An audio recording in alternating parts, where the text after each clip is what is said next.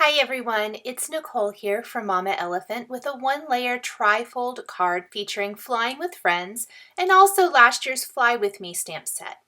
Today's card is inspired by a very popular card from last year called Fly with Friends. And oftentimes when I create a card that I really love, it is great inspiration for additional cards.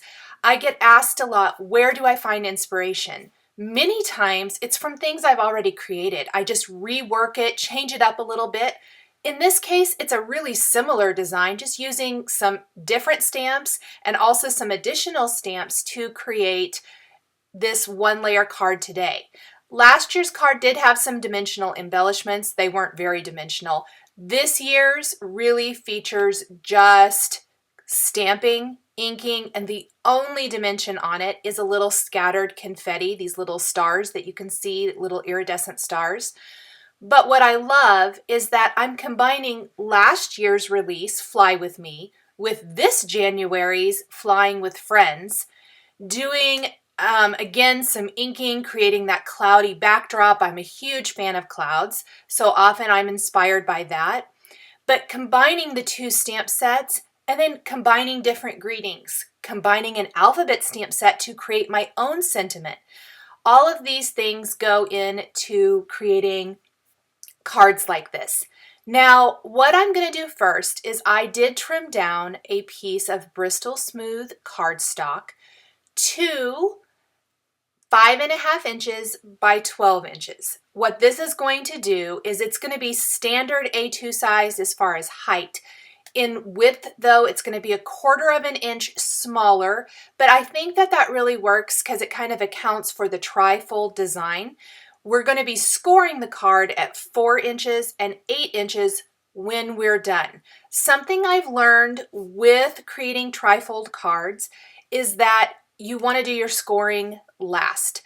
Sometimes it's not always possible, maybe if you're using a lot of layers and things, but I really prefer a one layer. I think it lays nicer. You don't have to mess with any die cuts or anything like that. So I always try to do that. The other big thing, we're using Bristol Smooth cardstock. We're using Distress inks, which are water-based. We're using Zig Clean Color Real Brush markers, which are water-based. And what you can do, you can see I did not stamp first and then stencil. I'm stenciling first. I'm using the My Favorite Things Cloud Stencil and Cracked Pistachio ink. We're going to stamp over our stenciling because this is still a pretty light color. I would say if you're going to go with a really dark color, this won't work, but with a lighter color, it will. You can color over the stenciled background and you're not going to lose or kind of pick up that ink or whatever in the design, especially if you kind of know what you're going to be coloring with. I'm using more of the pastel rainbow colors and then grays for the elephant and some light browns for the mice. What this does is it covers over this cracked pistachio background without any masking. So I know I shared a masking card here just a few days ago with some honeybee stamps, and some comments that I got were, wow, that's way too much masking and things like that. And it's a lot of masking. I enjoy that process, so for me, that's great.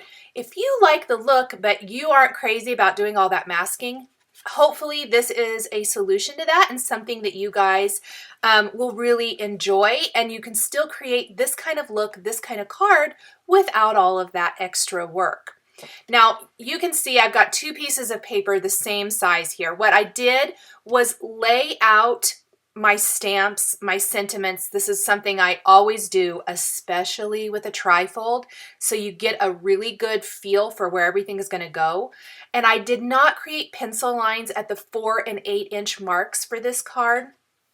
Instead, I'm using the grid on my Tim Holtz glass mat to see where that's going to fall.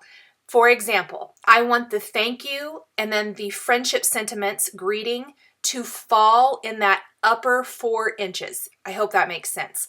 Plus, I want my elephant with the mouse hanging on to the tail of the balloon. I want that all to be contained in that upper 4 by 5.5 inches. So when the recipient takes the card out of the envelope, they're going to see the entire main sentiment and an image. For me, that's always a really important thing. The next thing I really like to do is to have some balloons or whatever element it might be. It could be anything. Something else just kind of peeking. So there's going to be a couple balloons peeking along this bottom edge. I started with my greetings first. Now, I know I said there is no masking. I will tell you I had to mask 2 tiny areas. I think it's worth it. If you're more comfortable just drawing in some lines or whatever, you could do that as well. I'm masking the letter K, and I forgot to stamp it here before I cleaned my stamps, but I am going to stamp and mask the letter K so that I can have the K and the balloon that the elephant and mouse are hanging onto behind it. So it's not totally no masking. I'm kind of sorry about that. I kind of lied a little bit. And then there's going to be one more area where I want an elephant's leg to overlap a balloon, but I did not create an entire mask. It's just a tiny little piece where I knew that that area was going to overlap. So it's still mostly no masking. I did not create masks to do any of my stenciling. We're going to color over all that.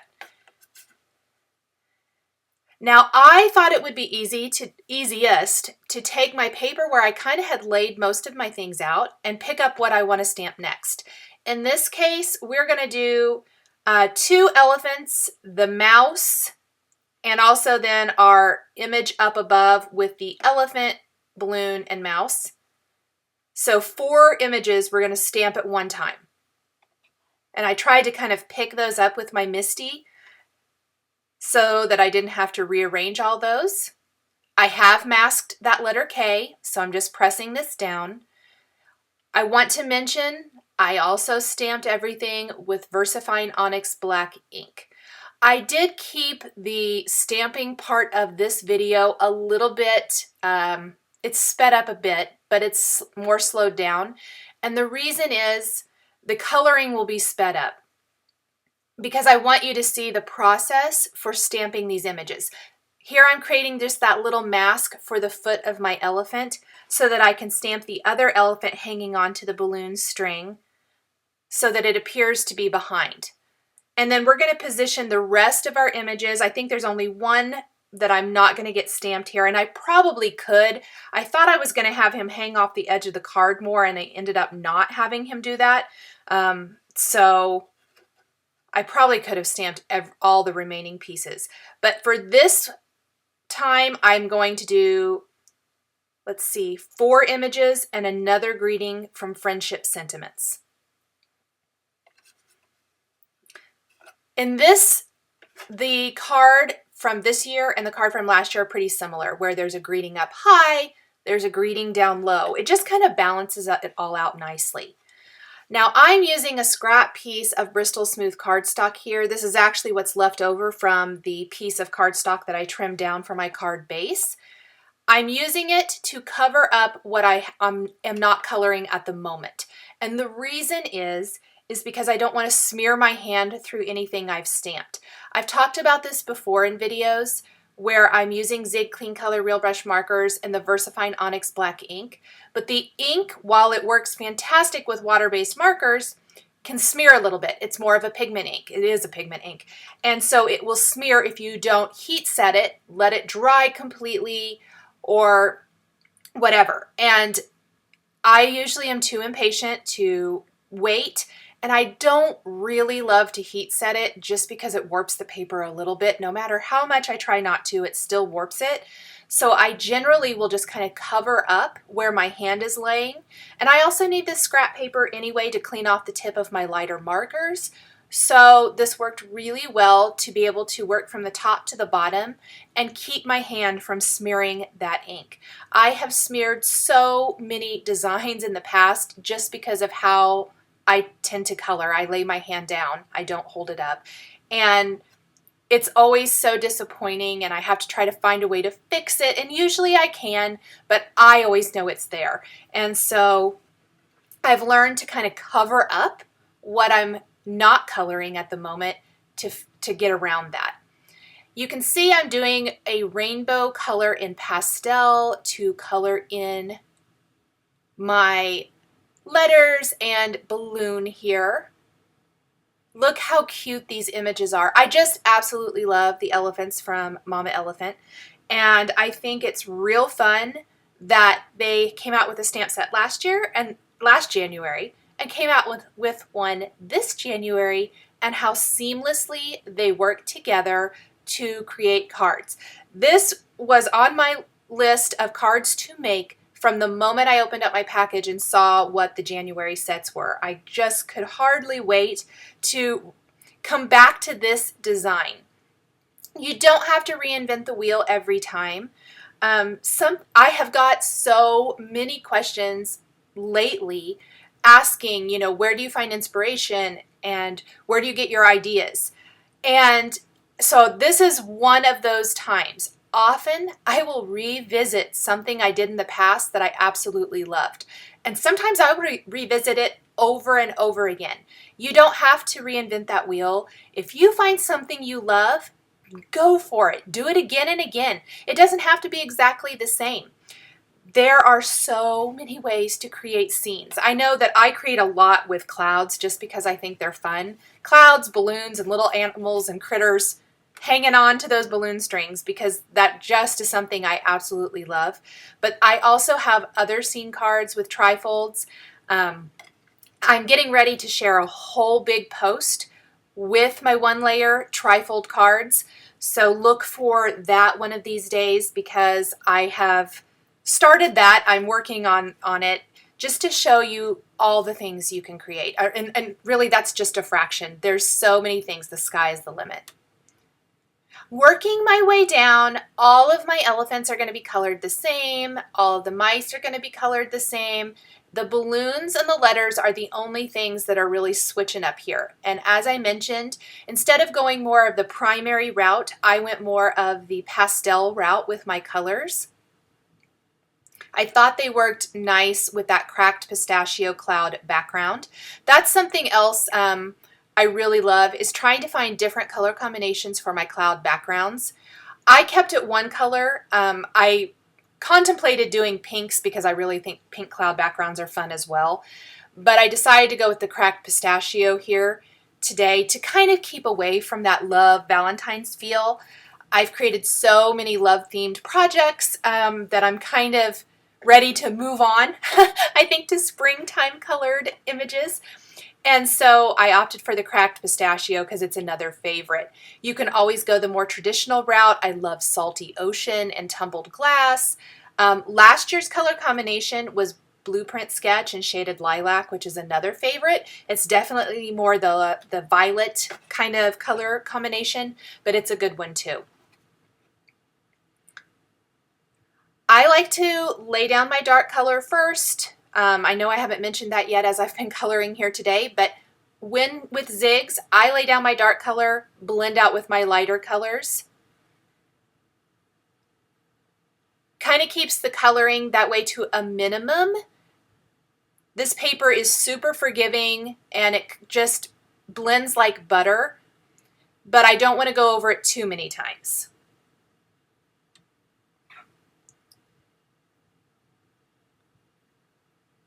Blending, blending, adding so much color.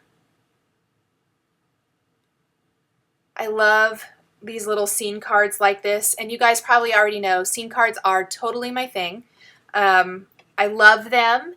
They're just something that I seem to be drawn to, and it's just the way, I guess, my mind works, that I'm always thinking, how can I build a scene with these images? So let's finish coloring just these last few things, and then it's finishing detail time. The great thing about these cards is the majority of the work is really in the planning and then the coloring. The rest of it comes together great. It's one of the reasons I'm such a fan of one layer cards. Plus, since this is a trifold, it's going to be just a tiny bit thicker anyway, but it folds nice, fits in an envelope nice, and it mails really well. Without that additional, bulky embellishment, this is one of those card designs that's super fun, super interesting, but goes through the mail really, really well. If you wanted to make this more of a color me type of card, if you're sending this to a child or a crafty friend and you want them to be able to color it, I would suggest stamping and masking everything, then stenciling, but make sure your ink is dry first or it will smear. And then you can, simply score it, maybe send some little instructions on the card, on the back of the card, whatever it might be, and then pop it in your envelope. One of the main reasons I do color my trifolds with Zig Clean Color Real Brush markers, they do not bleed through the cardstock, so the back of the card is going to be beautiful, white, and very professional looking. I am taking a black gel pen now and adding detail for eyes. I did have a tiny little smear here, so I'm taking a Tombow Mono eraser and getting rid of that. I'm not exactly sure where it came from. I checked my hand because I thought my hand had got into it, and I didn't see it there, but it probably was. And then a little white to add those highlights back into the mice's noses. You could also go in and add other detail if you want to. I'm going to take my Score Pal here, Score Buddy, and I'm scoring at 4 inches from each end. And then we're going to fold this into a trifold. I like to take a bone folder. I see I have another little smear that I'm going to get rid of real quick. And I'm just going to go over the folds with my bone folder.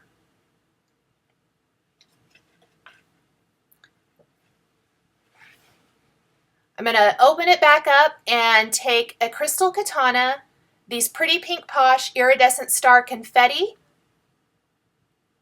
and I'm going to scatter confetti throughout my card. These are nice and flat, so if you want to add some embellishment to your card, you could stamp embellishment, you could stamp hearts, you could stamp stars, you could stamp all kinds of little things to add some color or interest to the rest of the white, quote unquote, white space to the card. I like confetti because it's fairly flat. So you're still going to be able to fold your card flat. It's fairly flat, but it still is an embellishment. And I think that that's kind of a fun thing to add. I love the iridescent. It really picks up the colors from the card. We've got some that overlap balloons and then a lot in the sky. I tried not to go too crazy over the top here and just add, kind of scattered throughout naturally and gently. We're going to let this dry all the way. I would probably let it sit and dry for a good 30 minutes or so before you fold it up and put it in an envelope, just in case any of that adhesive is still wet. Thank you guys so much for joining me today for this one-layer trifold card featuring Mama Elephant stamps. The supplies I used to create my card are listed and linked below the video here on YouTube. Here are a couple more trifold one-layer cards featuring Mama Elephant that you might be interested in. Thank you guys so much for joining me today. Please be sure to subscribe to my channel, and we'll catch you next time.